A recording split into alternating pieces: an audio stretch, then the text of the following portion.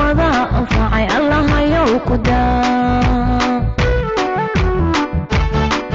كسيارات تدير خلي يريمي شلي له إبمادي أنك قابنو كسيارات تدير خلي يريمي شلي له إبمادي أنك قابنو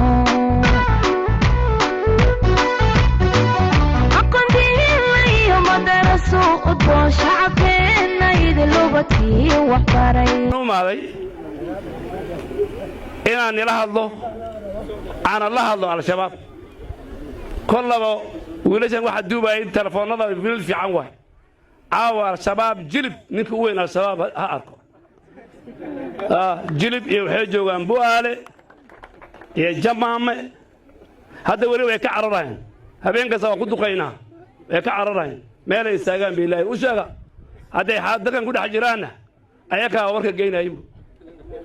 aadan baraad kuturo jooga gabanay wajeer la socda MBS la socda county commissioner tolki ku dib u jooga constituency-gan waxa ka imaan jireen wasiiro Soomaa Maxamed Cabdi laga dooran jiray cilmina marka anaka mas'uuliyadna saaran dadkan reer kuturo hadda meeshan tuwan anaka madax u ah anaka walaal u ah anaka wasiiro u ah ninkana gabana u ah anaka ina suwayaan iyo dawladda Kenya anaka dawladda Kenya kala wala shaqaysanaya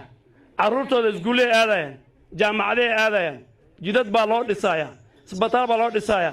niman afka duuban kuturo kama talinaya